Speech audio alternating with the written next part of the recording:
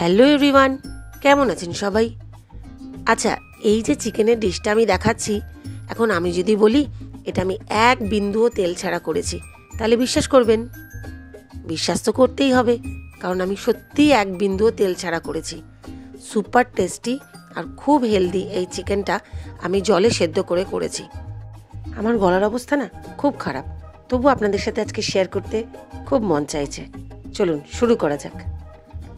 প্রথমেই প্যানে যেটাতে রান্না করব সেই পাত্রের মধ্যে জল নিয়ে নিয়েছি এই 2 কাপ মতন।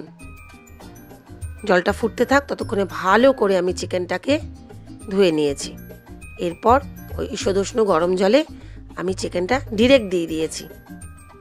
এটাকে সেদ্ধ করব ঢাকা দিয়ে এই মিনিট 15 থেকে 20 মিনিট মতন। মাঝখানে একবার খুলেছিলাম, এই দেখুন দেখানোর জন্য। আমি কিন্তু তেল দিইনি, এগুলো কিন্তু চিকেনের গা থেকেই বেরিয়েছে। আমরা তো সবাই জানি যে চিকেনের গায়ে যে তেলটা বেরোয় সেটা দিয়েও রান্না করা যায়। এই যে এতটা তেল বেরিয়েছে।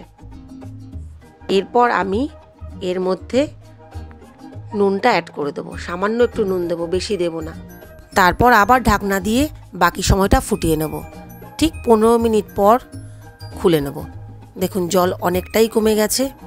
এরপর আমি এর মধ্যে দেব গোলমরিচ, পেরি পেরি মশলাটা, এটা একটু বেশি করে দেব। তারপর দেব একটু বিট নুন। ব্যাস, এবার নেড়ে চেড়ে দেব টমেটো সস। ব্যাস, আর তো তেমন কিছু লাগবে না। এরপর নেড়ে চেড়ে ঢাকনা দিয়ে মোটামুটি 3 মিনিট মতন রান্না করব। মানে জলটাও শুকিয়ে নেব। দেখুন জল তো একেবারেই শুকিয়ে গেছে। জলটা শুকালে নুনের পরিমাণটা বুঝতে পারবেন। এই জন্য একদম প্রথমে বলেছিলাম যে সামান্য একটু নুন দিয়ে নেব মাংস যখন সেদ্ধ করব। যেটা বাকি ছিল এবার সেটা।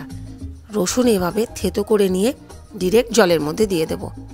এর যে একটা স্মেল বেরোয় অতুলনীয়। আমি আজকে একটু একদম ড্রাই খাবো বলে আর একটু ঝোলটাকে মেরে নিলাম। নামানোর আগে সামান্য চিনি। তৈরি। কতক্ষণ সময় লাগলো, আর কফটা তেল দিলাম, আর মশলাই বা কী দিলাম বলুন তো? আমাকে যদি বিশ্বাস হয় একবার তাহলে এই রান্নাটা করে খেয়ে দেখুন, তারপর আমাকে জানান যে কেমন লাগলো। আজকের ভিডিও এই পর্যন্তই। দেখা হচ্ছে পরের ভিডিওতে। ততক্ষণে সবাই সুস্থ থাকবেন, ভালো থাকবেন, আর ভিডিওটা কেমন লাগলো অবশ্যই জানাবেন।